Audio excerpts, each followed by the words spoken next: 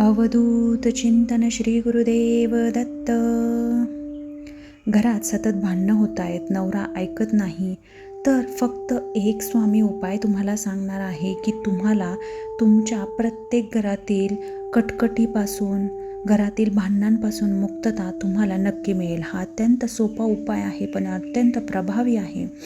आता तुमच्या घरात रोज कटकटी होत आहेत, भांडणं होत आहेत आणि नवरा तुमचं मुळीच ऐकत नाही आहे, चिडचिड करतोय, छोट्या छोट्या गोष्टींवरती वाद घालतोय, तर तुम्ही कितीही प्रेमाने बोललात तरी उत्तर हे रागानेच मिळतं. तर अशा वेळी हा व्हिडिओ तुम्हाला अत्यंत महत्त्वपूर्ण ठरणार आहे. तर हा व्हिडिओ शेवटपर्यंत नक्की बघा, कारण आज मी तुम्हाला एक असा साधा आणि सोपा उपाय सांगणार आहे, ज्याने तुम्हाला तुमच्या घरातील प्रत्येक कटकटी, अडचणी आणि भांडणांपासून मुक्तता मिळणार आहे. तर घरातील वातावरण बदलायला आता सुरुवात नक्की होईल. तर नमस्कार सर्व माझ्या स्वामी भक्तांना. आजचा दिवस सर्व माझ्या स्वामी भक्तांसाठी सुखमय, आरोग्यदायी आणि भरभराटांनी भरलेला जाओ, हीच स्वामीचरणी विनम्र प्रार्थना करते. आता थोडाही वेळ न दवडता सुरुवात करूया या व्हिडिओमध्ये.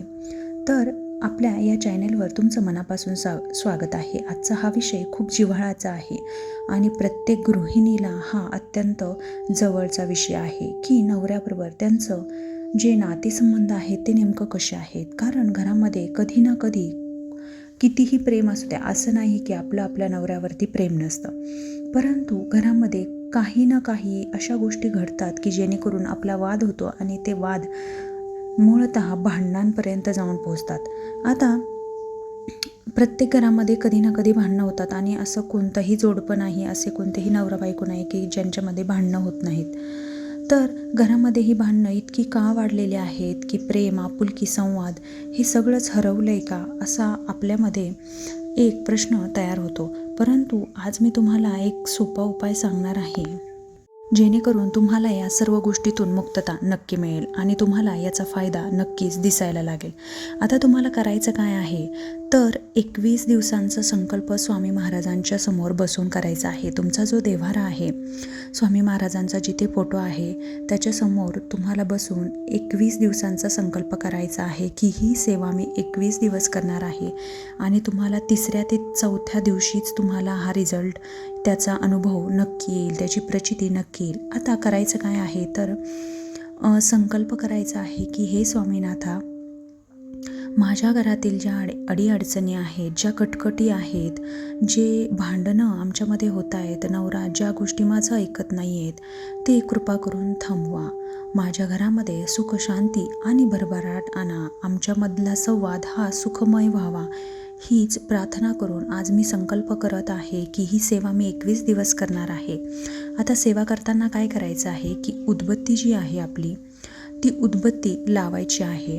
एका ग्लासामध्ये ग्लास भरून पाणी घ्यायचं आहे आणि आपला उजवा जो हात आहे तो त्या ग्लासावरती ठेवायचा आहे आणि ती उदबत्ती चालू ठेवायची आहे. आता ती उदबत्ती संपेपर्यंत तुम्हाला श्री स्वामी समर्थ, श्री स्वामी समर्थ, श्री स्वामी समर्थ, श्री स्वामी समर्थ असा नामजप स्वामी महाराजांचा मनापासून करायचा आहे.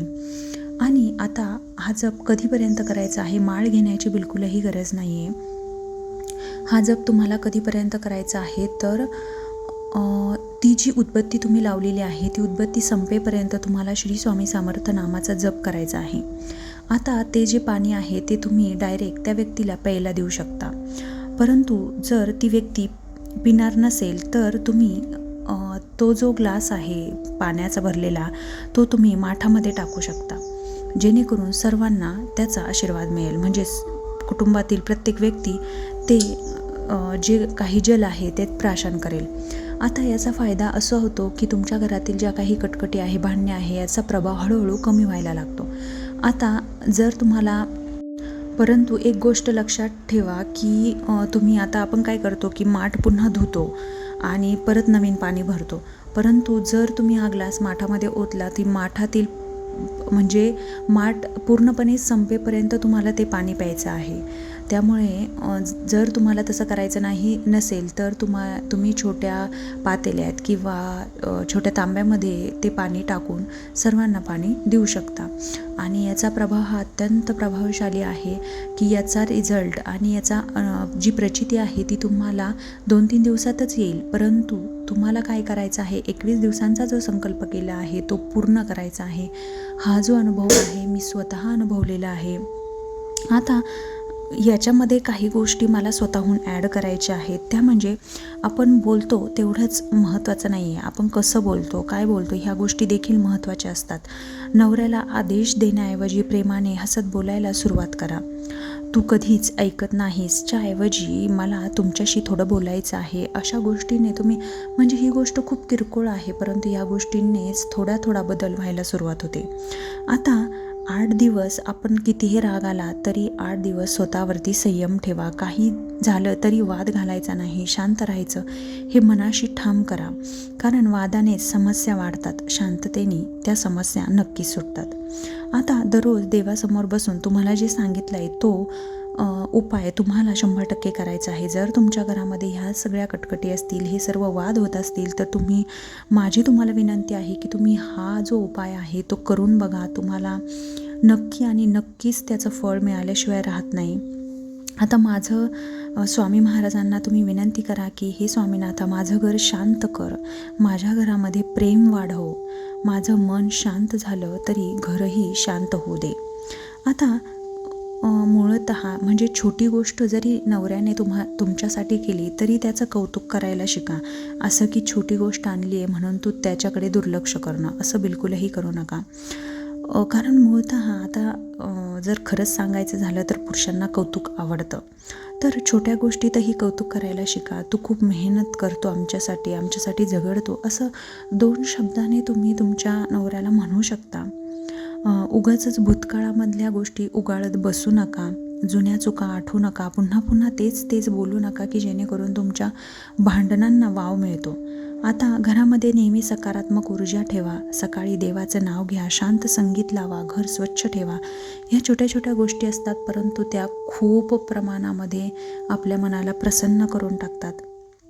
आता सर्वात महत्त्वाचं म्हणजे तुम्ही स्वतः सुखी राहा, स्वतःला वेळ द्या. तुम्ही स्वतः खुश असाल तरच तुम्ही घरातल्या व्यक्तींना खुश ठेवू शकता. स्वतःसाठी वेळ काढा, स्वतःवरती प्रेम करा. जेणेकरून तुम्ही स्वतःवरती प्रेम केले तरच तुम्ही आनंदी राहू शकता आणि इतरांनाही आनंदी ठेवू शकता. आता आपण असं करतो की भांडणं झाले की संवाद मिटवायचा आणि संवाद मिटला की आणखी मनामध्ये आढी निर्माण होतात. त्यामुळे संवाद वाढवा. रोज 10 मिनिटे फक्त शांतपणे बोला, फोन बाजूला ठेवा, एकमेकांबरोबर वेळ घालवा. ह्या काही गोष्टी आहेत की ज्या तुम्ही नित्यनियमाने केल्या पाहिजे. आणि हा जो उपाय आहे स्वामी महाराजांचा नक्की करा. तुमच्या आयुष्यातील सर्व अडचणी कटकटी दूर झाल्याशिवाय राहणार नाही. आणि स्वामी महाराज इतकं काही देतात. थोडी जरी श्रद्धा ठेवली आणि थोडी जरी सेवा केली तरी स्वामी महाराज इतकं काही भरभरून देतात. आणि आपल्यासाठी जे योग्य आहे तेच स्वामी महाराज करतात. त्यामुळे फक्त श्रद्धा ठेवून तुम्ही हा प्रयोग करून बघा. तुमच्या सर्व कटकटी, अडचणी, भांडणं, नवरा ऐकत नाही आहे, मुलगा ऐकत नाही आहे, हे सगळं काही दूर होईल. लक्षात ठेवा, घर म्हणजे काही युद्धभूमी नाही आहे, हे प्रेमाचं स्थान आहे. आपण आपल्या माणसांची काळजी घ्यायची असते. तुमचं एक पाऊल पुढे टाकताल तर समोरचाही बदलतो, त्याच्या मनातही भावना असतात. त्यामुळे आपण आपल्यापासून सुरुवात करा. जर तुम्ही हा जो प्रयोग आहे हा 21 म्हणजे जरी तुम्हाला 8 दिवसात फरक जाणवला तरीही संकल्पयुक्त आहे. त्यामुळे 21 दिवस ही सेवा नक्की करा. तुमच्या घरामध्ये तुम्हाला फरक नक्की जाणवेल. आवाज कमी होईल, भांडणं कमी होईल, संवाद वाढेल, प्रेम वाढेल. हा जर व्हिडिओ तुम्हाला थोडा जरी महत्त्वपूर्ण वाटला असेल तर या व्हिडिओला लाईक, शेअर आणि सबस्क्राईब नक्की करा. झालेली सेवा स्वामी महाराजांच्या चरणी अर्पण करते. तोपर्यंत श्री स्वामी समर्थ. जय जय स्वामी समर्थ. धन्यवाद.